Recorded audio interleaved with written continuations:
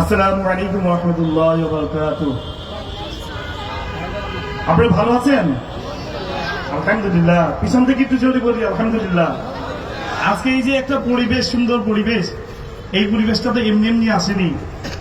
বিগত কিছুদিন আগে আপনারা দেখেছেন আলেম ওলামারা যখন বক্তব্য রাখতেন তখন এই পতিত স্বৈরাচারী সরকারের নেতারা কিন্তু দাঁড়িয়ে থাকতো, পিছনে দাঁড়িয়ে থাকতে বলতো যে আপনারা এই ধরনের বক্তব্য রাখেন। আলেম ওলামাদেরকে কিন্তু বাধ্য করা হতো, জোর করা হতো যে আপনারা এই বক্তব্য রাখবেন। পীর সাহেব কিভাবে মাছের পিঠে চলে এসেছেন এই বক্তব্য রাখবেন। কোরআন হাদিসের আলোচনা করতে দিতেন না, কারণ ভয় পেতেন। পতিত স্বৈরাচারের সবসময় তারা ভীতকর পরিস্থিতির মধ্যে থাকতেন, এই জন্য তারা কোরআন হাদিসের আলোচনা করতে দিতেন না। যাই হোক, আজকের পরিস্থিতি অনেক সুন্দর, মনোরম পরিবেশে সকলেই বক্তব্য রাখছেন। এখানে আলেম ওলামারা মন খুলে কোরআন হাদিসের আলোচনা করছেন। কেউ কোন ধরনের বাধা বিপত্তি বা ভীতিকর পরিস্থিতি কেউ সৃষ্টি করেছে ভাই? আলহামদুলিল্লাহ, সবাই বলে আলহামদুলিল্লাহ।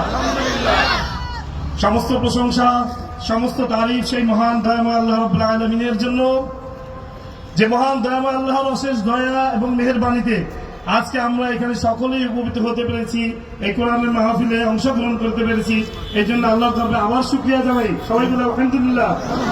অতঃপর বিশ্ব মানবতার দূত, যিনি আমাদের মুক্তি এবং শান্তির পথ দেখিয়ে গিয়েছেন, যিনি 1400 বছর পূর্বে আপনার জন্য, আমাদের জন্য, আমাদের ভবিষ্যৎ বংশধরদের জন্য আল্লাহর দরবারে প্রার্থনা করেছিলেন, তখন সাহাবায়ে কেরামগণ জিজ্ঞাসা করেছিলেন, হে আল্লাহর রাসূল, আমরা কি আপনার সহযোদ্ধা নই?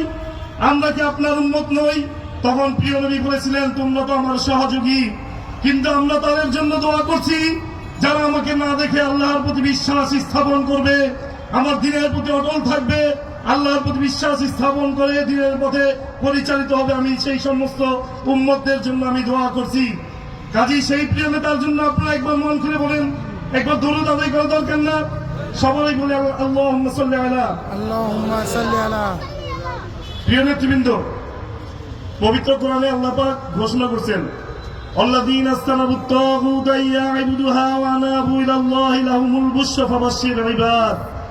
আর যারা তাগুতের উপাসনা পরিহার করে আল্লাহর অভিমুখী হয় তাদের জন্য রয়েছে সুসংবাদ। অতএব আমার বান্দাদেরকে সুসংবাদ দাও। আপনারা সকলেই তাগুতের উপাসনা পরিহার করে আজকে আল্লাহর অভিমুখে এই মজলিসে উপস্থিত হয়েছেন, এই জন্য আল্লাহর দরবারে শুকরিয়া আদায় করছি। এবং বেহেশতে যাওয়ার আরেক ধাপে গিয়ে আপনারা গেলেন, এই জন্য আল্লাহর দরবারে শুকরিয়া আদায় করি। মহান দয়াময় আল্লাহ আমাদেরকে মুসলমান হিসেবে প্রেরণ করেছেন। আল্লাহ পাক ঘোষণা করেছেন, ওমা খালাকতুল জিন্না ওয়াল ইনসা ইল্লা লিয়াবুদুন। আমি মানুষ এবং জিনকে সৃষ্টি করেছি একমাত্র আমার ইবাদতের উদ্দেশ্যে, অন্য কোনো উদ্দেশ্যে নয়। শুধু কি ইবাদত করব?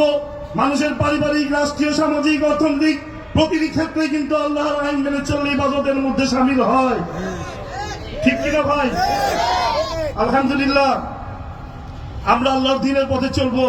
বিগত পতিত স্বৈরাচারী শাসন আমলে আমাদের দেশে আমরা দেখেছি আমাদের পবিত্র ইসলাম ধর্মকে ধ্বংস করার ষড়যন্ত্রে লিপ্ত ছিল। ইসলামের উপর সবচেয়ে বেশি আঘাত করা হয়েছে, আলেম ওলামাদেরকে অপমান করা হয়েছে, লাঞ্ছিত করা হয়েছে, মুসলমানদের উপর অত্যাচার করা হয়েছিল। সবচেয়ে বেশি আলেম ওলামারা নির্যাতিত ছিল। কারাগারে আমি দীর্ঘদিন ছিলাম। 365টি মিথ্যা মামলা দায়ের করা হয়েছিল আমার বিরুদ্ধে। এখনো 20 বছরের অধিক কারাদণ্ডে দণ্ডিত করা হয়েছে আমার বিরুদ্ধে। আমি কারাগারে দেখেছি আলেম ওলামাদের কিভাবে নির্যাতন করা হতো, আলেমদের উপর অত্যাচার করা হতো। স্যাঁতস্যাঁতে ঘরের মধ্যে তাদেরকে, যেখানে কুকুর বিড়ালও থাকতো না, সেই স্যাঁতস্যাঁতে ঘরে আলেম ওলামাদেরকে রেখে নির্যাতন করা হতো। ঠিক মতো খাবার পরিবেশন করা হতো না।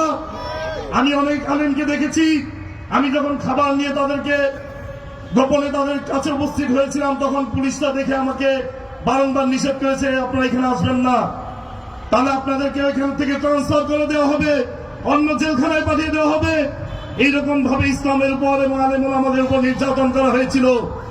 আপনারা দেখেছেন অনেক প্রতিষ্ঠিত যশা আলেম এই বাংলাদেশের মাটিতে কিন্তু থাকতে পারে নাই। এই যে আজকে যে জলসা হচ্ছে, শান্তিপূর্ণ পরিবেশে যে আপনারা ওয়াজ শুনছেন, এই পরিবেশ থেকে বিনষ্ট করা হয়েছিল। আপনারা মাওলানা আজহারী সাহেবের কথা দেখেছেন, উনাকে পর্যন্ত এই বাংলাদেশের মাটিতে থাকতে দেওয়া হয় নাই, ঠিক কিনা ভাই? কাজে আজকের পরিবেশটা কি সেরকম পরিবেশ আছে? না। আপনারা কিন্তু অনেক সুন্দর পরিবেশে, মনোরম পরিবেশে শান্তিপূর্ণ ভাবে আজকে এই ওয়াজ শুনছেন, শ্রবণ করছেন।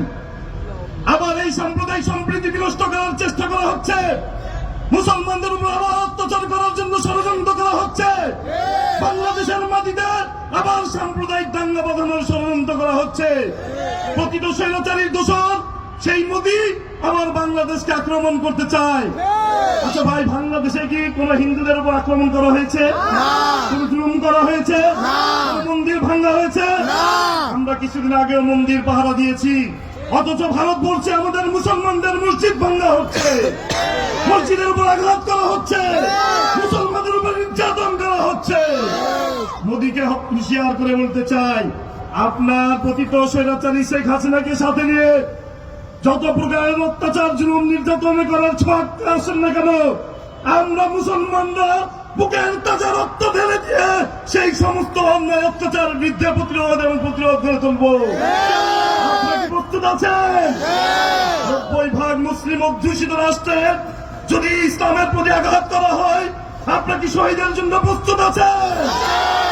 হাত তুলে দেখিয়ে দেন, ইনশাআল্লাহ বাংলার জমিনে, আল্লাহর জমিনে আল্লাহর দ্বীন প্রতিষ্ঠা করার জন্য যে কোনো ধরনের ষড়যন্ত্র চক্রান্ত মোকাবেলা করার জন্য আমরা প্রস্তুত আছি। আল্লাহ পাক পবিত্র কোরআনে আপনাদের জন্য ঘোষণা করেছেন, আলিল্লাহি মুলকুস সামাওয়াতি ওয়াল আরদি ওয়াল্লাহু আলা কুল্লি শাইইন কাদির। নিশ্চয় আসমান এবং জমিনের রাজত্ব কার? আল্লাহর। এবং তিনি সব বিষয়ের উপর ক্ষমতাবান। পরবর্তী আয়াতে বলতেছেন, ইন্না ফি খালকিস সামাওয়াতি ওয়াল আরদি ইখতিলাফিল লাইলি ওয়ান নাহারি লায়াতিন লিউলিল আলবাব। আলবাব কাদেরকে বোঝানো হয়েছে? যারা চিন্তাশীল, যারা আল্লাহর সৃষ্টি নিয়ে চিন্তা করে, গবেষণা করে।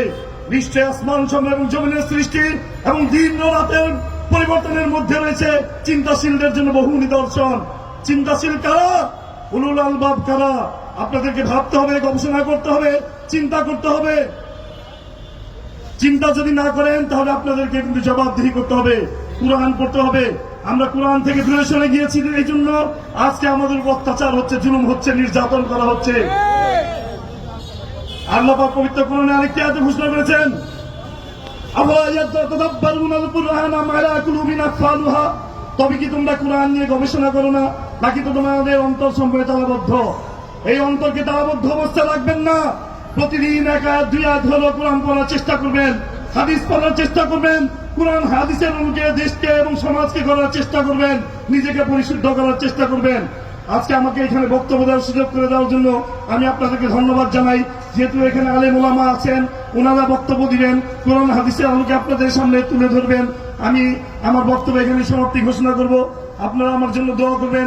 আমি কিন্তু এমপি মন্ত্রী হওয়ার জন্য নয়, আপনাদের পাশে থেকে যাতে আপনাদের জন্য কাজ করে যেতে পারি, আল্লাহর জমিনে আল্লাহর দ্বীন প্রতিষ্ঠা করার জন্য যাতে আপনাদের সাথে থেকে আপনাদের নেতৃত্বে কাজ করতে পারি, এই জন্য আপনারা আমার জন্য দোয়া করবেন। ওয়া আখিরু দাওয়ানা আলহামদুলিল্লাহি রাব্বিল আলামিন। আসসালামু আলাইকুম ওয়া রাহমাতুল্লাহি ওয়া বারাকাতুহু।